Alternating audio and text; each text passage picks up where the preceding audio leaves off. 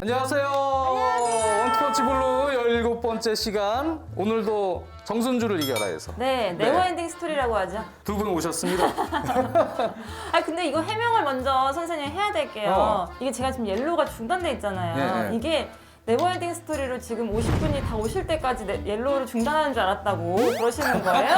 그래서 그거는 여러분들 아니고요. 요즘 그냥, 리그가 안 하고 있으니까. 네, 리그가 안 하고 있으니까 잠시 멈추는 거고 조금 이따 재개를 할 거니까 네. 기다려 주시길 바라겠습니다. 자, 일단 자신 소개 좀 한 번씩 부탁드릴게요. 예, 저는 이응찬입니다. 이응찬님. 네네. 네. 나이가 어떻게 되세요? 35살입니다. 35. 지금 직장 네.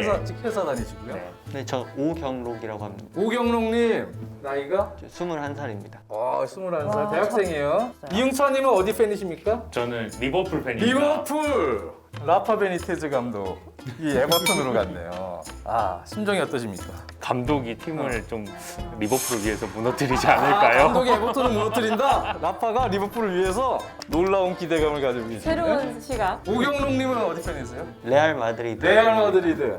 자, 오늘은 주제 아무래도 우리나라 팬들 손흥민 선수의 토트넘을 워낙 많이 좋아하고 관심이 많은데 새로운 감독이 드디어 왔어요. 누누. 네, 누누 산투 감독이 지금 새로 왔기 때문에 누누 산투 감독의 토트넘에 대해서 지금 시점에서 얘기를 안 하면 또 뭐라 그럴 것 같네. 그래서 해야 될 것 같습니다. 어떤 부분에 대해서 좀 궁금하십니까? 이번에 토트넘이 감독 선임할 때 네. 되게 오랜 시간이 걸렸잖아요. 네, 그다음에, 72일. 네, 그다음에 수많은 감독 후보들이 막 나왔었는데 그렇죠. 많았죠. 코치 포체티노요, 나겔스만, 뭐 한스 플릭, 뭐 로저스, 뭐 등등등등.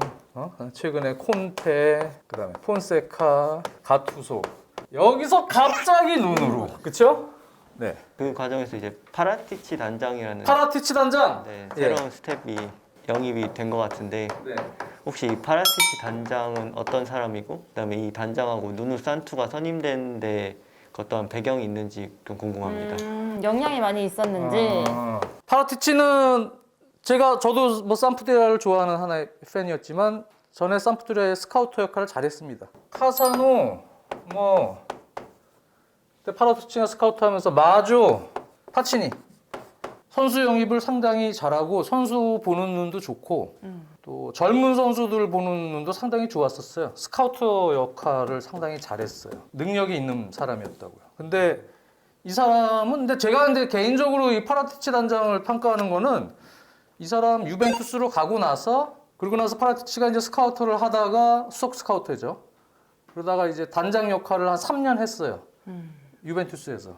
이제 단장을 하게 되면 이제 이런 뭐 선수 영입이나 이런 스카우팅의 업무 외에도 구단 경영과 관련된 일들을 많이 해야 돼요. 그렇죠.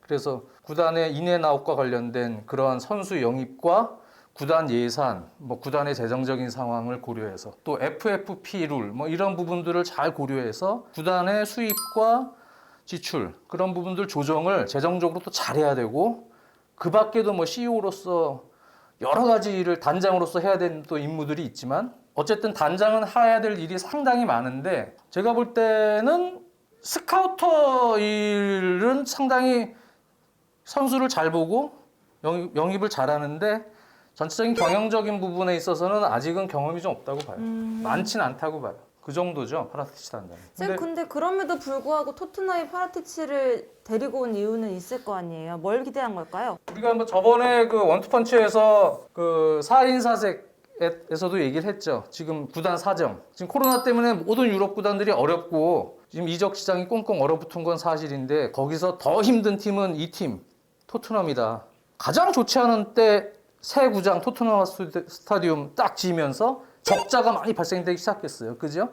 예상됐던 수입들 못 얻고 뭐 NFL 경기도 유치 못하고 이벤트도 못하고 관중도 못 들어오고 뭐 관중 수용비 다 늘렸는데 시설비 유지비 많이 들고 구장 만들 때 그때 그 얘기 기억하시죠? 은행 네. 대출이 엄청 많잖아요. 엄청 많고 돈이 없어. 그거 다 빚인데 이자 내야 된단 말이에요. 그러니까 지금 언론상으로도 최근 2시즌 코로나 터지고 나서 지금 적자 폭이 3천억 이상 늘었단 말이에요. 3천억 이상.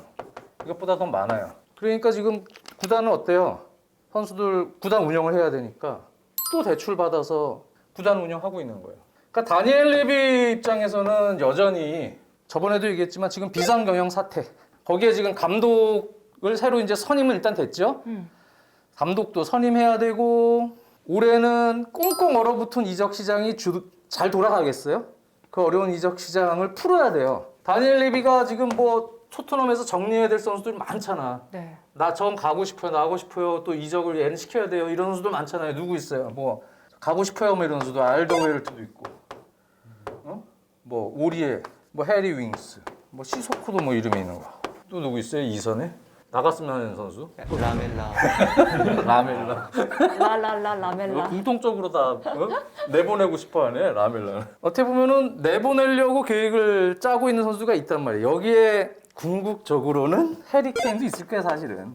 돈이 없잖아 지금 토트넘이. 네. 최소 이적료 1억 5천만 파운드를 지금 책정해 놨는데 팔리겠어요 지금 이 시장에? 안 되죠. 저 돈을 주고 지금 누가 삽니까? 돈들이 없어 다. 되게 그러니까 이적 시장을 다니엘 레비 입장에서는 그동안 다니엘 레비가 사실은 뭐 ENIC 그룹에 조 루이스 우리 구단주가 한 지분이 한 70 있고 70%가 다니엘 레비가 한 30% 있잖아요. 어떻게 보면 뭐 거의 구단주랑 마찬가지지. 회장을 하고 있지만 세울 때 팀 인수할 때 주도해서 인수한 사람이니까. 근데 그동안 이 회장 역할을 하면서 사실은 디렉터 역할을 같이 한 거란 말이지. 다니엘 레비가. 그 힘든 일을 이 사람 젊으니까 했어요. 쭉 디렉터 역할까지. 근데 지금 같은 시점은 구단 경영도 지금 대출 뭐 지금 구단의 인앤아웃 문제나 여러 가지 부분들 수치도 보고 여러 가지 그런 재무적인 부분까지도 신경을 많이 써야 되고 여러 가지 상황이 많단 말이에요 지금 골치 아픈 게. 그런데 이적 시장도 되게 복잡하게 풀어야 된단 말이에요 이번 이적 시장은. 그냥 우리가 정상적으로 평상시에 코로나도 없을 때 이적 시장처럼 얘 이적료 얼마? 너네 구단 돈 있어? 그래 이적료 받고 그냥 팔고 그냥 단순하게 이렇게 거래가 되기가 힘들어요 지금 이적 시장. 꼼수를 막 부려야 돼. 누구 뭐 수합딜에서 얹어 팔고 뭐 세 구단끼리 이해관계 막 맞춰가지고 막 돌리고. 왜?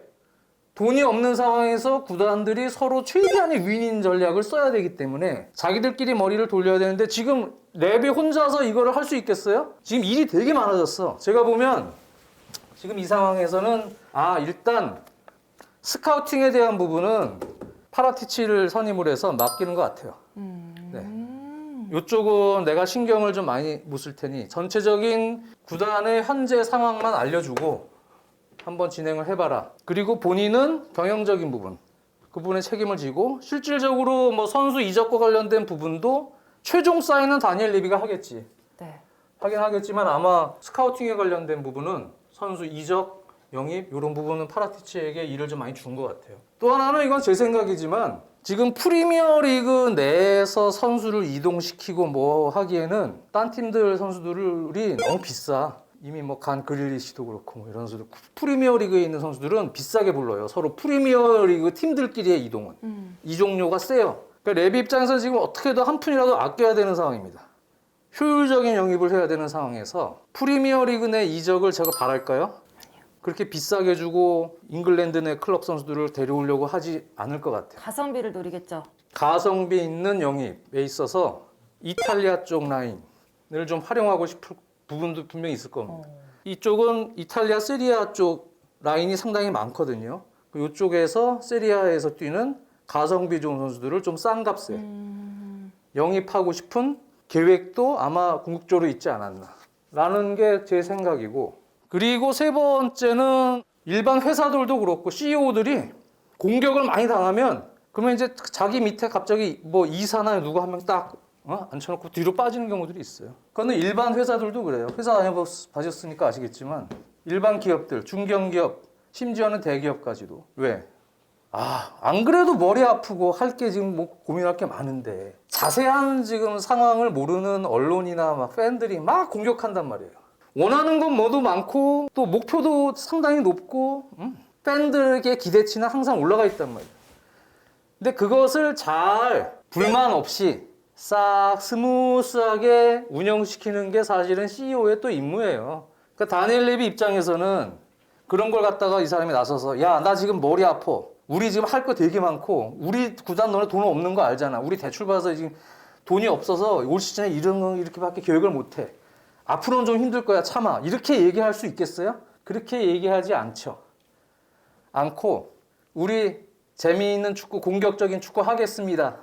토트넘 DNA 우리가 계속 살리겠습니다. 라고 얘기를 해줘야지. 팬들에게 희망과 꿈을 줘야 되니까 계속 기대치를 높여줘야지. 왜? 다음 시즌 어떻게 될지 몰라요. 축구란 거는. 절망적인 얘기를 안 한다고. 희망적인 얘기를 해줘야 되지, CEO는. 그렇게 일단은 얘기를 해주고 실질적으로는 들어가서 사무실에서는 머리 싸매고 있는 거예요.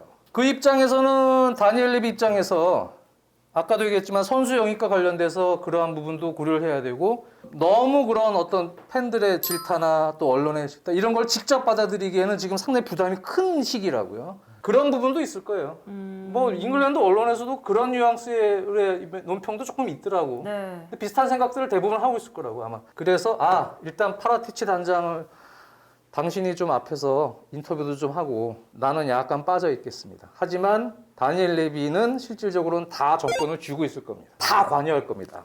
뒤에서는. 근데 아마 파라티치 단장에게 그런 부분을 맡겼겠죠. 그 다음에 이제 누누 산투 같은 경우는 이번에 영입하면서 뭐 콘테는 뭐 약간 계약 조건이 좀 마음에 안 들었던 것 같고 폰세 가투소는 중간에 왜 갑자기 파토 났는지는 저는 정확하게 모르겠어요. 근데 폰세카 가투소, 누누 산투, 이 감독 3명의 공통점이 뭘까요? 공통점. 다 조르제 멘데스 라인이에요. 네. 포르투갈의 슈퍼에이전트 조르제 멘데스 라인입니다.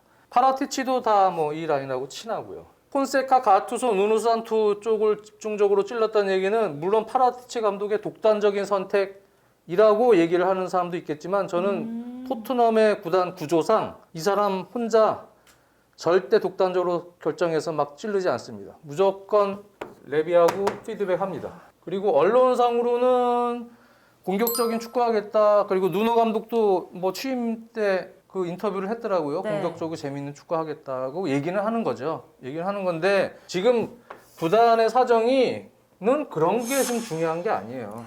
돈이 제일 중요하죠. 예. 조르제 멘데스 라인으로 아예 다니엘 레비가 가려고 야 이쪽 라인으로 아예 결정한 거는 이 앞에 다 치고 나겔스만, 로저스, 기타 등등 다른 데도 프리미어리그에도 뭐 그레안 포터나 유능한 감독들이 있었잖아요. 다 치고 조르제 멘데스 라인으로 가려고 하는 데는 저 개인적으로는 이유가 있다고 보여요. 그런 뒷이야기가 있었구나. 조르제 멘데스 같은 경우는 지금 레비 입장에서 상당히 필요한 사람이에요. 헬프미를 외쳐야 되는 사람. 왜냐하면 이 사람은 뭐 슈퍼 에이전트들 라이올라도 그렇고 뭐 자신들의 이득을 위해서 뭐 여러 가지 욕도 먹는 경우들도 있지만 이 사람은 잘 엮는 사람이에요. 구단들의 어떤 이해관계를 자기가 데리고 있는 슈퍼스타들이 많잖아요. 스타 선수들. 워낙 보유하고 있는 스타 선수들이 많고 자신들과 친분이 있는 구단들을 라인을 많이 만들어 놨기 때문에 그런 것들을 이 구단은 지금 이런 상황이고 이런 게 필요해.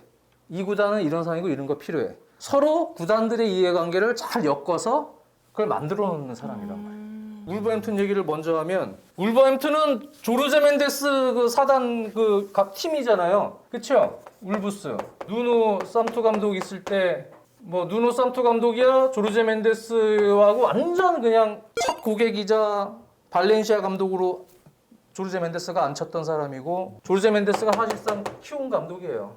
누노 감독은. 그러니까 누노 감독은 그냥 꼼짝마야. 조르제 멘데스 말이면 감독이지만 싫어요. 당신 뭔데? 이렇게 할 수가 없어. 이렇게 해. 이 선수 들어갈 거야. 그러면 누노는 그냥 그러는 성도 거야요, 분명히. 그만큼 누노는 그냥 쭉 키운 라인이 조르제 멘데스라고. 서로 친구기도 하지만 친한 친구. 조르제 멘데스의 회사가 있죠. 제스티푸트라고. 에이전트 회사. 조르제 멘데스의 에이전트 회사 이름이 제스티푸트인데 회사도 중국 자본이 많이 들어가 있고요. 이게 지금 울브스하고는 울브스의 그 푸싱 그룹 산하잖아요. 지금 울브스가 중국 돈이 들어가 있는 저 그룹 팀이란 말이죠. 네. 여기랑 다 엮여 있습니다.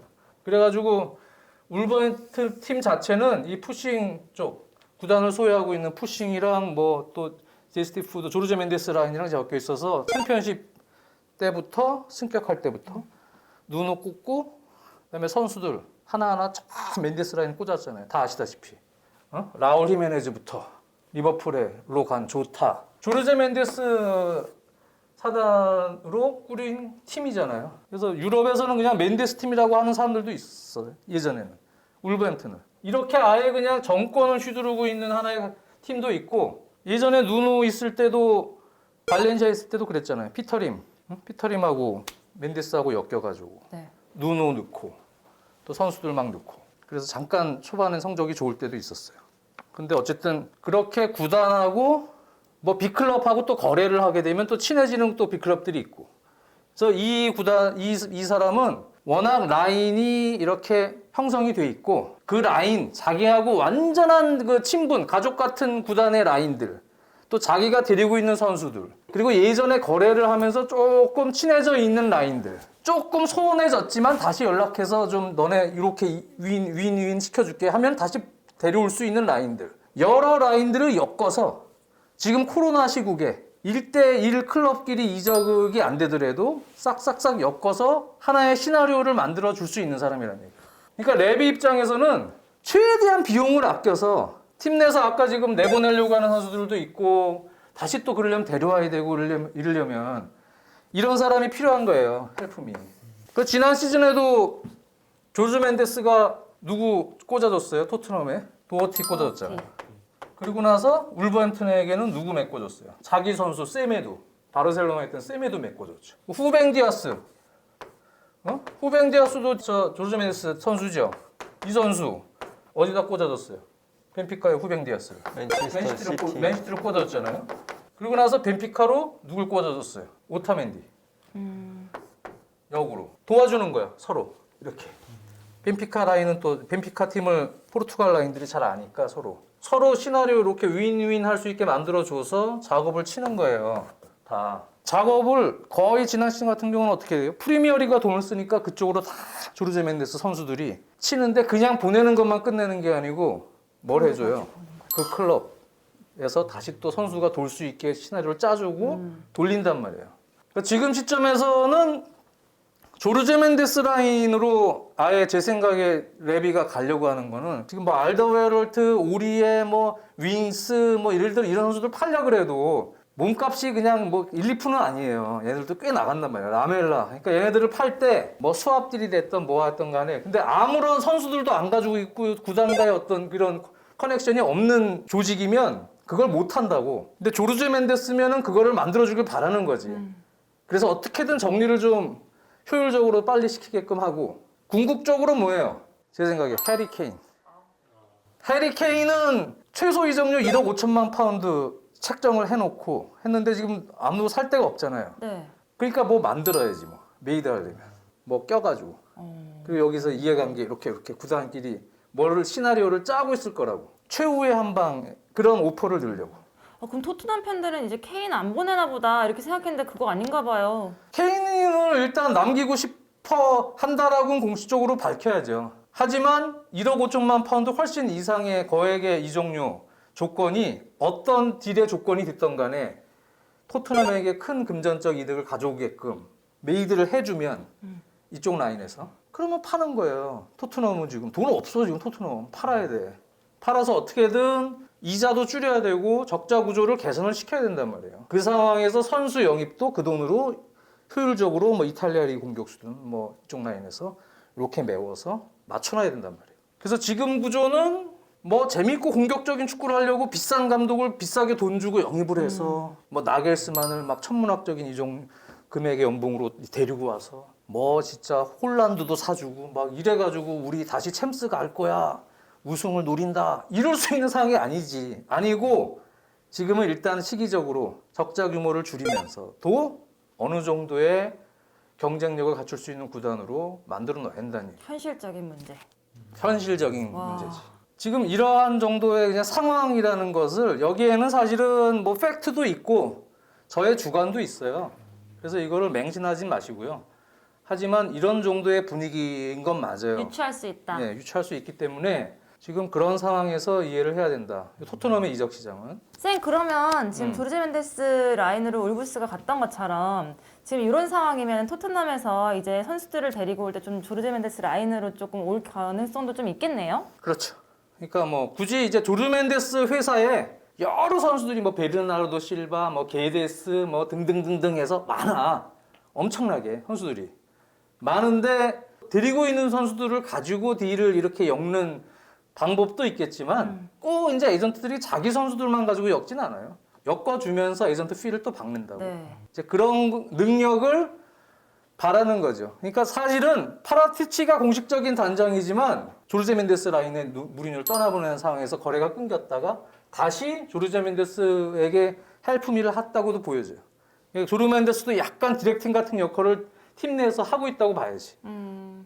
또 어떤 얘기를 한번 해볼까요? 울버햄튼의 누노 감독하면 무슨 생각 들어요? 일단은 무리뉴 감독의 다운그레이드 버전이란 말. 무리뉴의 다운그레이드? 네, 맞지 뭐. 너무 정확하게 우리 저 응찬 씨는? 좀 역습 위주의 감독이라고만 좀 알고 있어서 네. 그런 게 토트넘에서도 계속 보일지 이게 궁금하더라고요. 지금 이렇게 알고 있는 게 뭐 맞을 거예요.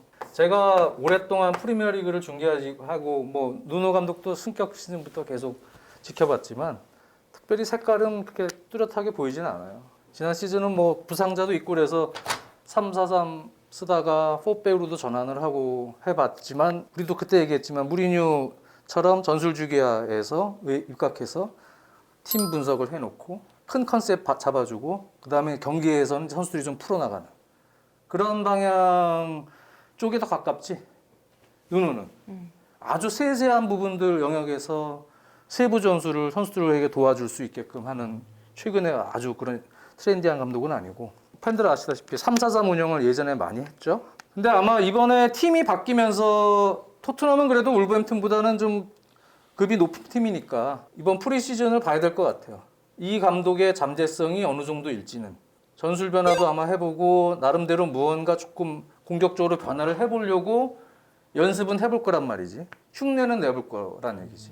근데 이제 그런 노하우가 예전에 사실은 많지 않았던 감독이기 때문에 어느 정도까지 그 경기가 표출될지 모르겠고 그게 잘 안 될 때 그냥 바로 예전처럼 돌아오게 되면 조금 답답한 축구가 되겠죠. 그냥 수비 시에 그냥 5-4-1 그래서 전방에 3톱 있고 케인, 손흥민, 뭐 모우라 뭐 예를 들어서 윙포드가 3명 있다. 그러면 윙포드들끼리는 약간의 스위칭은 하긴 해요. 공격 시에. 그게 다예요. 윙백들에 대한 사이드 공격 의존이 강하고 역습, 윙포드들을 위시한 역습에 특화돼 있고 공격에서 수비로 전환될 때 볼 소유권 잃었을 때 뭐 강건하게 팀 압박을 하거나 뭐 전체적으로 공수 간격 아주 촘촘하게 타이트하게 하는 운영하는 팀은 아니에요. 그냥 그런 수비 숫자 갖춰놓고 지역 방어하는 팀입니다. 네. 그리고 역습. 그래서 실리적인 어떤 결과를 내는 감독이라서 창의적인 어떤 공격 창출을 많이 하는 스타일은 절대 아닙니다. 근데 어떤 식으로 잠재성이 또 나올지는 지켜봐야 되는 건데 뭐 지금까지 한 걸로 그냥 우리가 얘기해서는 그렇게 큰 기대감은 안 들죠. 그래서 팬들이 원하는 공격적인 토트넘의 DNA가 구현되기는 꽤 쉽지 않을 것 같긴 해요. 지켜봐야 될 건 같습니다. 한국 팬들이 제일 좀 기대하는 거는 이 이제 누누 스타일에서 손흥민이 얼마나 또 빛을 발할까 네. 그거인 것 같아요. 손흥민은 그냥 뭐 일단 우리가 평범하게 생각한다면 그냥 왼쪽 윙포워드 역할을 맡겠죠. 근데 케인이 이제 이적생에서 어떻게 될지는 봐야 되겠지만 지금 뭐 잔류시키겠다고는 얘기하는데 대신에 조금 낮은 위치에서 지역 방어를 좀 많이 도와주고 윙백과 함께 빠른 전환이 될 때는 이렇게 가고 근데 간혹 이제 3-4-3 말고 예전에 3-5-2를 쓸 때도 있었어요. 손흥민 선수에게는 사실 투톱으로 가서 사이드에 수비 가담하는 부담 체력적인 부담을 좀 덜고 공격에만 좀 집중하면서 역습할 때 전환할 때만 공격에 집중할 수 있게 그렇게 만들어 줄 수도 있죠. 그거는 이제 뭐 프리시즌을 통해서 슬슬 올 시즌 어떻게 할지 색깔을 좀 봐야 될 것 같아요. 근데 지금 여론도 아마 조금 의식을 할 거고 팬들에게는 재밌게 축구하겠다라고 공언을 해놨기 때문에 흉내는 좀 내보겠지. 시도를 많이 해보겠죠. 가장 기본이 되는 건 근데 이제 확실히 수비. 지금 센터백 쪽은 정비를 좀 하려고 하는 애니까 지금 알더베르트는 또 나간다고 하고 뭐 여러 가지로 변화가 좀 있어야겠죠. 거기서 좀 좋은 센터백이나 또는 멀티형 수비수, 풀백과 센터백 같이 볼 수 있는 이번에 뭐 일본 선수 토미야스 얘기도 지금 하고 있는데 네. 그런 영입 작업들이 실제로 결과가 잘 나오면 그러면 뭐 지난 시즌 이상의 성적을 낼지 못하리란 법은 없죠. 울버햄튼 시절 초창기 때 성적 잘 냈듯이 누노가 그냥 재미는 좀 없지만 잘 낼 수도 있고 오히려 재미있게 하면서도 잘 낼 수도 있고 그거는 좀 봐야 됩니다. 또 무슨 얘기를 해야 될까요? 오히려 그 손흥민 선수가 거기서 잘 적응할 수 있을지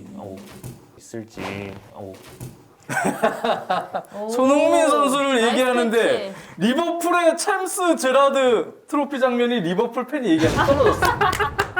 이게 무슨 징조지? 무슨 지금 기운을 이렇게 보내신 거예요? 하지 말라는 거. 네? 하지 말라는 얘기죠? 네?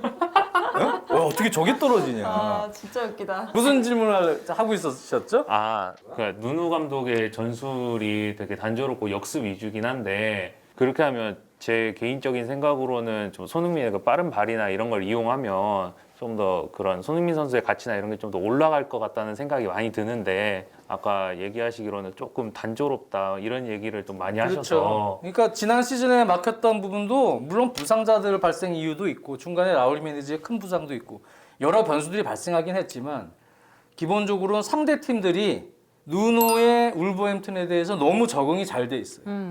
뻔해. 이 팀이 어떻게 나올지. 어떤 식으로 압박을 하고 어떤 식으로 지역방어를 하고 어떤 식으로 역습을 하는지에 대한 패턴.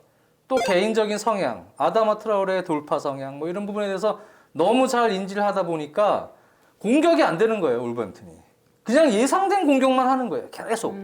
뻔한 공격, 뻔한 드리블, 뻔한 킥.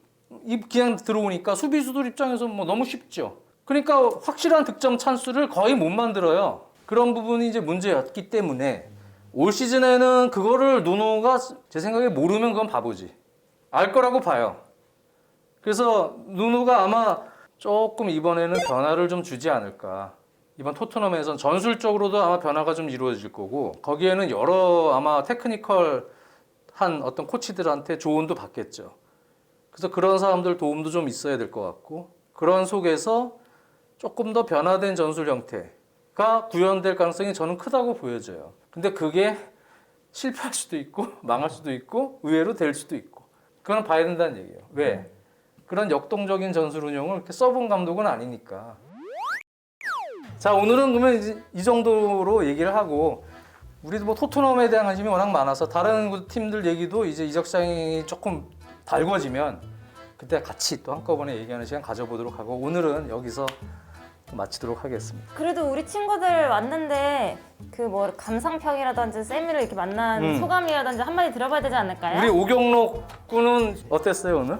이렇게 그런 평소에 좀 듣지 못했던 그런 구단들의 이런 속사정이나 그다음에 에이전트나 이런 그런 보드진 간의 이런 얽혀있는 이해관계에 대해서 들어보니까 정말 신선했고 전술이나 뭐 선수의 그런 개인기 이런 거에만 집중하는 게 아니라 또 이런 뒷부분에도 집중하면 더 축구를 보는 재미를 얻을 수 있지 않을까 생각하게 됐습니다. 우리 응찬님은요?